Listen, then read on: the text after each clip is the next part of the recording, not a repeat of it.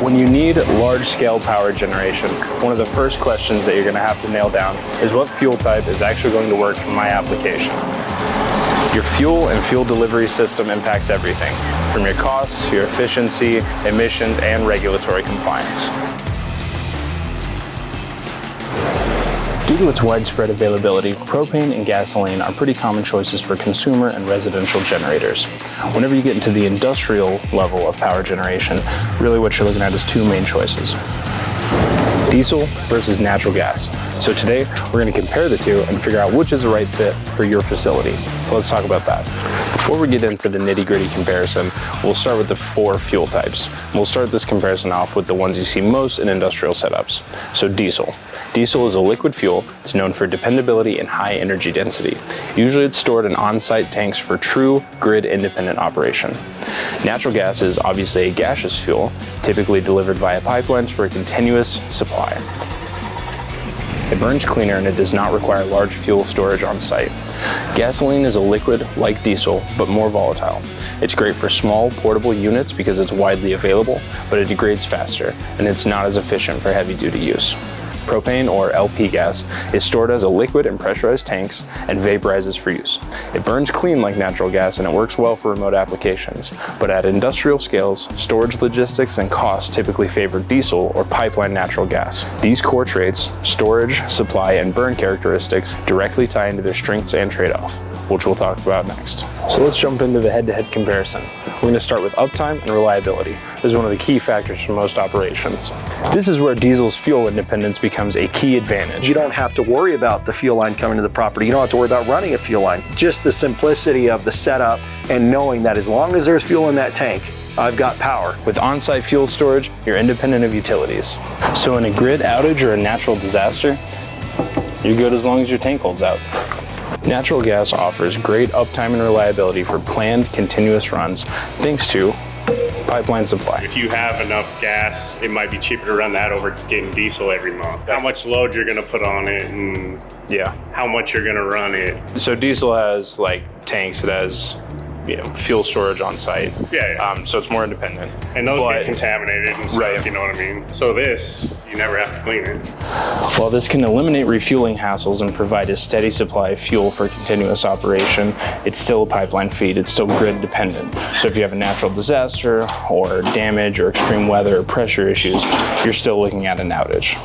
Natural gas is really a vascular system. So if you're at the end of the line, there's a chance that pressure drops. In a big emergency, in a big outage where you're in a system where a lot of people have natural gas, you might not have enough flow or enough pressure at that point to even run your equipment.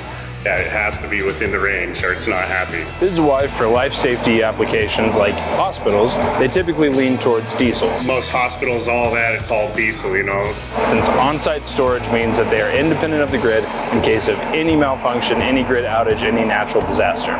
Now on the flip side, for more frequent or longer term uses like manufacturing plants that run production lines 24/7, or data centers that need continuous power to their servers, they benefit from natural gas. In a natural gas setup, there's a lot of peace of mind because you don't have to worry about getting fuel provided to your site. I'm hooked up to the grid. I'm hooked up to a natural gas line. If power goes down and my ATS functions properly and my generator starts properly, I'm fine. My power is just going to run. Next up, we're going to talk about fuel efficiency and consumption. So let's head inside because it's getting a little toasty. So efficiency and fuel consumption, how much you're burning and how that shakes out in real costs over time. Now diesel has a much higher energy density, so you get more power from a gallon of fuel.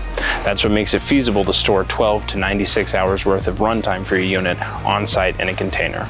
Your typical consumption is around 7 to 9 gallons per hour for a 100 kilowatt unit at full load, though this varies by engine, maintenance, altitude, and temperature.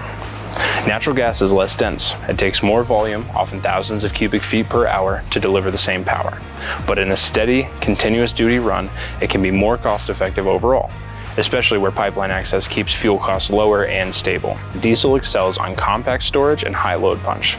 Natural gas often comes out ahead for more continuous uses where the lower per kilowatt hour fuel price adds up over long periods of usage. Now moving on to emissions and compliance. This is where natural gas really pulls ahead for a lot of operations. Natural gas burns much cleaner overall. has lower nitrogen oxides, lower particulates, lower carbon dioxide compared to diesel. Natural gas burns a lot cleaner.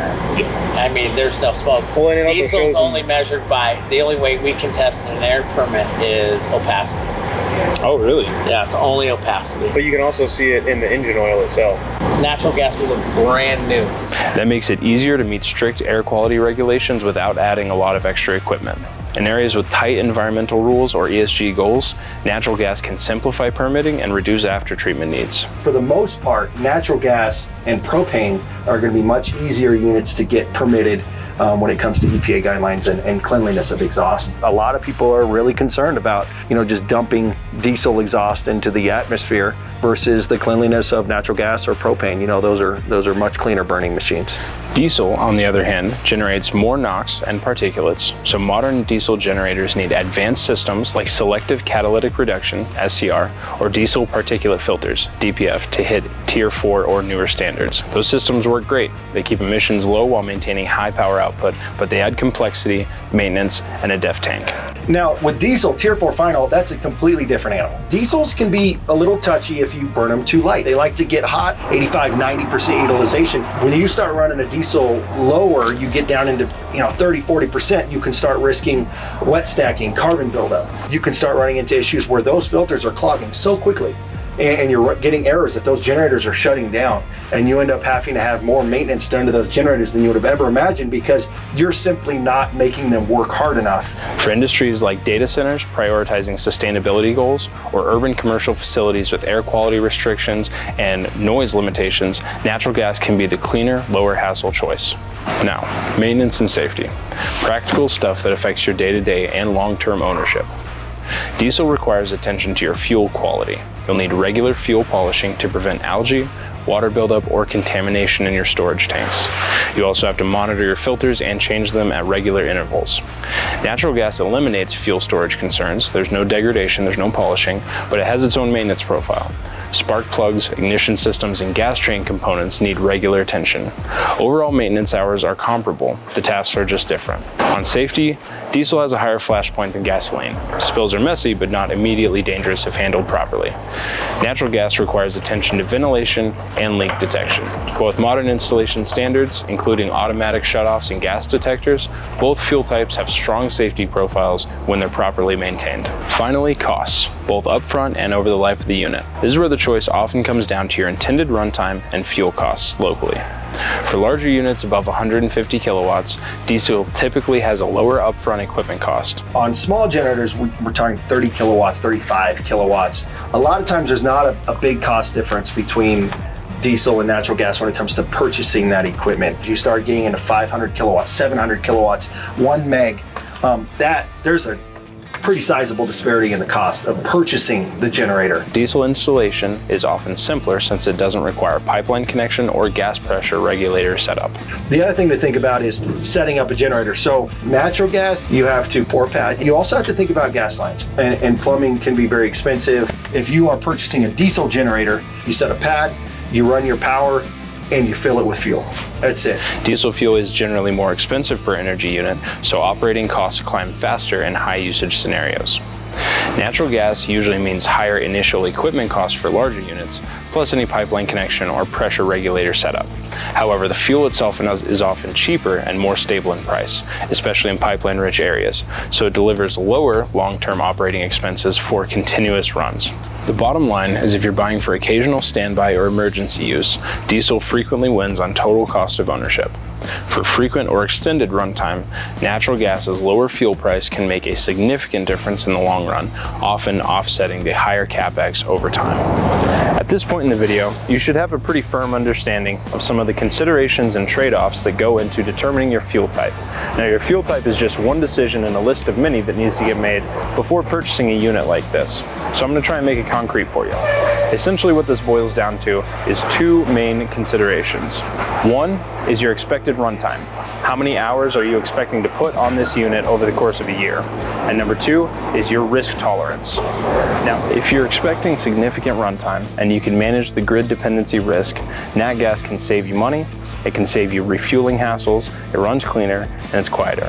However, if your runtime is low and you absolutely cannot afford to lose power, Nothing beats diesel when it comes to independent power generation.